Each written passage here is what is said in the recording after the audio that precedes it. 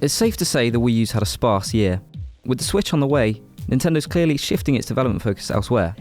Since the turn of the year, a total of around 150 games have released for the Wii U, but it's difficult to name more than a handful. There's indie darlings like Oddworld Abe's Odyssey New and Tasty, old reliable LEGO titles like LEGO Star Wars The Force Awakens, and the odd big third-party port like Minecraft Story Mode, but nothing really huge immediately comes to mind.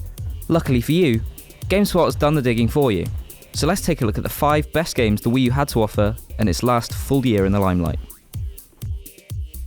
Pokken Tournament is a bizarre Pokemon Tekken crossover, and offers Pokemon fans something they've been dreaming of since the series' inception in 1996. Characters actually fighting. Until now, Pokemon games had only shown the monsters performing small movements in battle.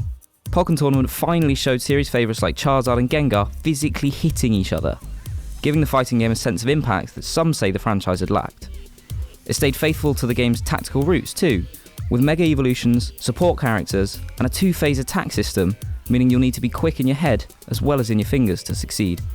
And it does all this without overwhelming newer players, which is important because although it's definitely a hardcore fighting game, many people playing will simply be big fans of Pikachu, just like you and me.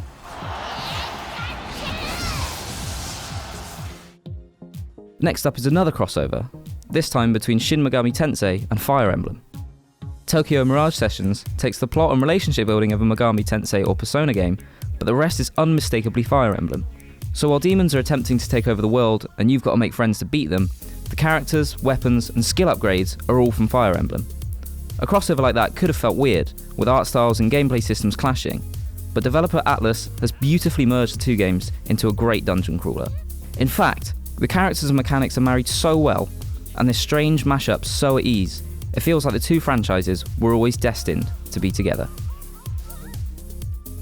You might not have heard of Axiom Verge, but it's easily one of the best Wii U games this year. It's a side-scrolling indie Metroidvania, developed by just one man, all by himself. Being made by a one-man army didn't hinder Axiom though. Its mysterious plot soon draws you in, before new, perfectly balanced mechanics and items push you on. Small drones, grappling hooks, and laser drills allow you to explore new parts of the world, if you're good enough that is. The amount of secrets you discover even affects the ending you get, so there's a reason to go back again and again. It's well worth a playthrough, or 5. Another indie game reaches the top 5 in SteamWorld Heist. If you're unaware, imagine XCOM as a 2D side-scroller and your crew is a ragtag squad of robots.